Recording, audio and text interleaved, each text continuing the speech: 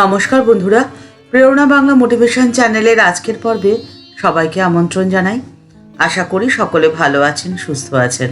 শত ডাকাডাকিতেও এই দুই ধরনের মানুষের বাড়ি যাওয়াকে এড়িয়েই চলুন। কিন্তু কেন, সে কথাই রইল আজকের পর্বে।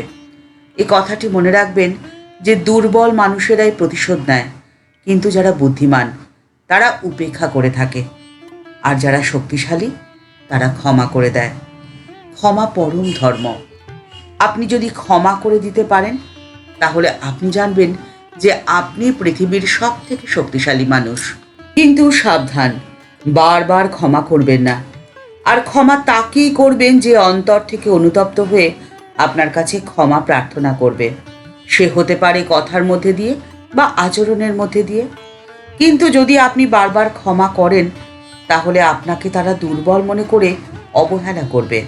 আর ঠিক সেজন্যই কাকে আপনি ক্ষমা করবেন আর কাকে ক্ষমা করবেন না, বা বলা যায় কে আপনার ক্ষমার যোগ্য আর কে অযোগ্য, সেই বিচারের ভার সম্পূর্ণ আপনার ওপরে। আপনি যে দুই প্রকৃতির মানুষের বাড়ি যাওয়া এড়িয়ে চলবেন তাদের মধ্যে প্রথম হলো মুখোশধারী মানুষ। মুখোশ সেই মানুষেরাই পড়ে যে মানুষেরা দেখবেন আপনার সামনে অন্যের নিন্দা করছে। আপনি এই কথাটি নিশ্চিত জানবেন যে আপনার সামনে অন্যের নিন্দা যখন করছে তারা, তখন আপনার নিন্দাও অন্যের সামনে নিশ্চয়ই করছে। আপনার সামনে তারা মুখোশ পরে রয়েছে এবং মিষ্টি মিষ্টি কথা বলে আপনার থেকে কথা জানার চেষ্টা করছে। আর আপনি যখন পেছন ঘুরবেন তখন আপনার নিন্দা করবে অন্যের কাছে। আপনার বলা কথাগুলো বা আপনার মনের কথা জেনে সেই কথাগুলো অন্যদের কাছে বলে আপনাকে নিয়ে উপহাস করবে। তাই তাদের বাড়ি গিয়ে অযথা আপনার জীবনের মূল্যবান সময় কেন নষ্ট করবেন বলুন তো? আর দ্বিতীয় যে ধরনের মানুষের বাড়ি যাওয়া এড়িয়ে চলবেন তারা হলো আত্মকেন্দ্রিক মানুষ। অর্থাৎ যারা নিজেকে ছাড়া আর কাউকে চেনে না, নিজের পরিবারের সাথে সম্পর্ক রাখে নিজের ভালোর জন্য, নিজের আনন্দের জন্য, নিজের খুশির জন্য তারা সব কিছু করতে প্রস্তুত। যারা নিজেকে ছাড়া আর কাউকে চেনে না আর কাউকে ভালোবাসে না, তাদের বাড়ি গিয়ে আপনি আপনার সময় কেন নষ্ট করবেন? তারা এই সমাজের জন্য একদমই উপযুক্ত নয়। এই ধরনের মানুষেরা দেশের কোনো কাজে আসে না, সমাজেরও কোনো কাজে আসে না। তাহলে এদের সাথে আপনার কি কাজ হতে পারে বলুন তো? ঠাকুরমা ও স্বামীজির ভাব ও আদর্শ আমাদের এই শিক্ষায় শিক্ষিত করে যে জীবনের প্রকৃত আনন্দ পাওয়া যায় ত্যাগে, ভোগে নয়।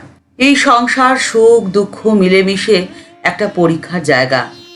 অশান্তি কখনো মনে স্থান দিতে হয় না, কারণ হৃদয়ে যে তিনি রয়েছেন। তাই আপনার বুক কখনো খালি হতে পারে না। খুব বিশ্বাসের সঙ্গে যদি তাকে স্মরণ করতে পারেন তাহলে আপনি আপনার হৃদয়ের মধ্যেই তাকে পাবেন। সবসময় কথাটি জানবেন যে তার নাম করলে সমস্ত অমঙ্গল মঙ্গলে পরিপূর্ণ হয়ে যাবে, সমস্ত অশান্তি দূর হয়ে আপনার মনে শান্তি আসবে। ঠাকুর রামকৃষ্ণ পরমহংসদেবকে এক ভক্ত প্রশ্ন করছেন, ঠাকুর আমরা তো পাপী তাপী মানুষ, আমাদের কি হবে, আমাদের কে দেখবে? ঠাকুর উত্তরে তাকে বলছেন, তার নাম গুণ কীর্তন করো। তার নাম গুণ কীর্তন করলে দেহের সব পাপ পালিয়ে যাবে। দেহ বৃক্ষটি যেন একটি পাপ পাখি, আর তার নাম কীর্তন হলো হাততালি দেওয়া। হাততালি দিলে যেমন গাছের ওপরের সমস্ত পাখি পালিয়ে যায়, ঠিক তেমনভাবেই সমস্ত পাপ তোমার দেহ থেকে পালিয়ে যাবে শুধুমাত্র তার নাম গান করলেই। আবার দেখো, মেঠো পুকুরের জল সূর্যের তাপে কেমন আপনা আপনি শুকিয়ে যায়, ঠিক তেমনভাবেই তার নাম গুণ কীর্তন করলে পাপ পুষ্করিণীর জল আপনা আপনি শুকিয়ে যাবে। তবে কি জানো, নির্জনে তার নাম করা অভ্যাস করতে হয়। সার্কাসে দেখে এলাম ঘোড়া দৌড়চ্ছে আর তার পায়ের ওপরে বিবি এক পায়ে দাঁড়িয়ে রয়েছে। বলো তো কত অভ্যাসে ওইটি হয়েছে? একদিনে তো হয়নি। তাই সংসারের সমস্ত কোলাহল থেকে দূরে নির্জনে থেকে তার নাম করার অভ্যাসটি করো।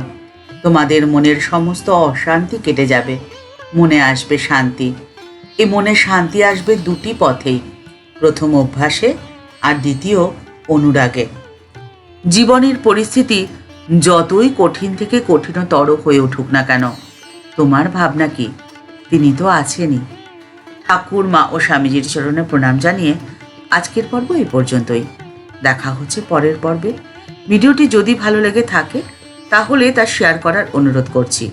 আর এই চ্যানেলটি ভালোবেসে যারা এই পরিবারের সদস্য হয়ে গেছেন তাদের জানাই ভালোবাসা, শ্রদ্ধা ও প্রণাম। যারা এখনও এই চ্যানেলটি সাবস্ক্রাইব করেনি তাদের কাছে বিনীত অনুরোধ রইল চ্যানেলটি সাবস্ক্রাইব করে বেল বাটনটা ক্লিক করে দিয়ে অল বাটনটিতে ক্লিক করে দেওয়ার জন্যে। তাহলে এই চ্যানেলে ভিডিও আপলোড হওয়ার সাথে সাথেই আপনার কাছে নোটিফিকেশন চলে যাবে। সবাই ভালো থাকবেন, সুস্থ থাকবেন। নমস্কার।